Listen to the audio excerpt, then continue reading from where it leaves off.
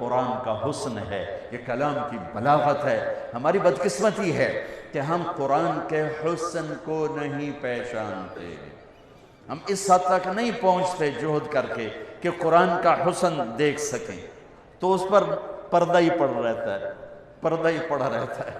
تو یہ ہمارے سارے بچے اور میں مجھ سمیت ہم ایسے ہیں کہ اللہ نے ہمیں قرآن کے ساتھ جوڑا، حدیث کے ساتھ جوڑا، اس کا احسان ہے، لیکن ہمارے پاس وہ بینائی نہیں جس سے ہم حسن قرآن کو دیکھ سکتے، حسن حدیث کو دیکھ سکتے۔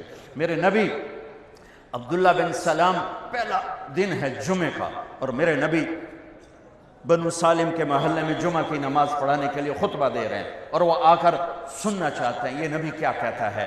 تو آپ کا ایک جملہ اس میں ہے، اطعموا الطعام وافشوا السلام وصلوا الارحام وصلوا باللیل والناس نیام تدخلوا الجنة بالسلام۔ کیا موسیقی ہے، کیا نغمہ ہے۔ تو عبداللہ بن سلام کہنے لگے یہ کلام صرف نبی کہہ سکتا ہے، اور کسی میں اتنی طاقت نہیں ہے کہ اتنا خوبصورت جامہ پہنا سکے الفاظ کا، یہی سچا نبی ہے۔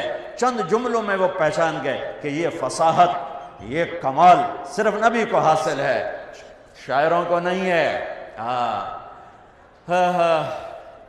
سبع معلقہ، 7 بڑے شعراء کا کلام لٹکا ہوا تھا بیت اللہ میں، فیصلہ نہیں ہو رہا تھا کون سا کلام زیادہ فصیح ہے، 7 لٹکا دیے، اس سے بہتر آئے گا تو اس کو لٹکایا جائے گا۔ سال ہا سال گزر گئے، کوئی شاعر ایسا کلام نہیں کہہ سکا کہ ان کو اتارا جاتا۔ 7 شعراء کے قصیدے، اس میں ایک شاعر لبید کو ایمان ملا رضی اللہ تعالی عنہ، باقی 6 کفر میں مر گئے۔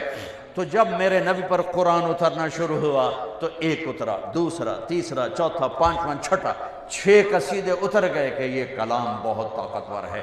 لوگوں نے کہا امرؤ القیس کی بہن سے، وہ تو مر گیا تھا، بہن زندہ تھی، کہ تو بھی اتار دے، دیکھتی نہیں ہے محمد پہ کیسا کلام آ رہا ہے۔ وہ کہنے لگی ابھی میرے بھائی جیسا کلام نہیں آیا، جب آئے گا تو اتار دوں گی۔ پھر ایک آیت اتری سورہ ہود کی۔ قرآن سارا بہت فصیح ہے، اور پورے قرآن کی افصح آیت فی القرآن، قرآن کی سب سے فصیح آیت 19 الفاظ اور 21 اقسام بلاغت، 19 الفاظ اور 21 اقسام بلاغت۔ یا علامہ طنطاوی رحمۃ اللہ علیہ نے اپنی تفسیر میں ان سب کو ذکر کیا ایک ایک کر کے، کہ اس 19 الفاظ میں 21 اقسام بلاغت ہیں جو انسان کے بس کی بات نہیں ہے۔ وَقِيلَ يَا أَرْضُ ابْلَعِي مَاءَكِ وَيَا سَمَاءُ أَقْلِعِي وَغِيضَ الْمَاءِ وَقُضِيَ الْأَمْرُ وَاسْتَوَتْ عَلَى الْجُودِيِّ وَقِيلَ بُعْدًا لِلْقَوْمِ الظَّالِمِينَ۔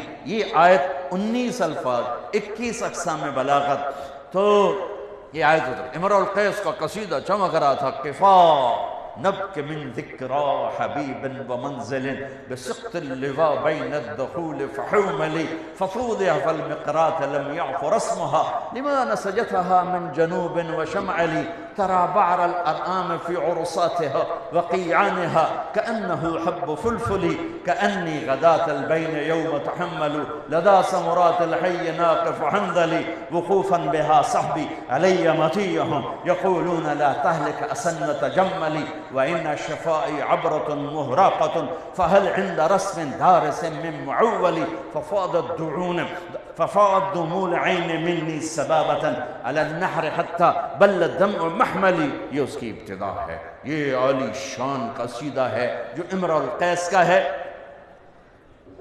جب یہ آیت آئی تو اس کی بہن نے کہا اس کلام نے میرے بھائی کے کلام کو توڑ دیا ہے، اور جا کر قصیدہ اتار دیا کہ وہ حسن کلام کو جانتے تھے۔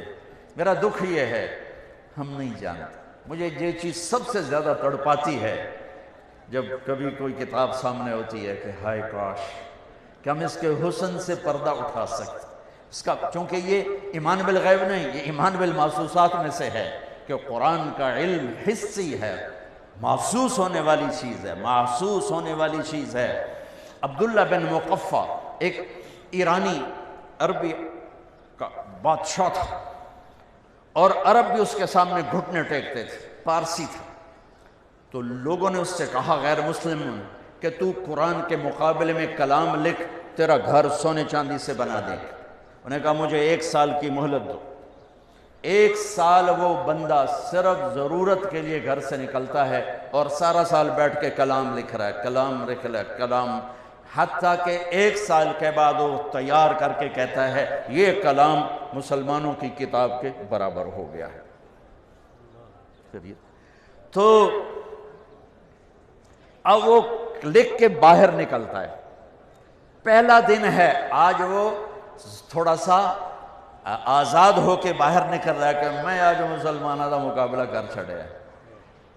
گلی سے گزرتا ہے، گلیاں تنگ ہیں، ایک گلی میں گھر کی کھڑکی کھلی ہوئی ہے اور اس کھڑکی کی طرف منہ کر کے ایک بچی قرآن پڑھ رہی ہے۔ جب اللہ کسی کو ہدایت دیتا ہے، اب یہ یوں گزرا اور یہاں سے اس کو آواز آئی اس بچی کی تلاوت کی، قیل یا ارض ابلعی ماءک ویا سماء اقلعی وغیض الماء وقضی الامر واستوت علی الجودی وقیل بعدا للقوم الظالمین۔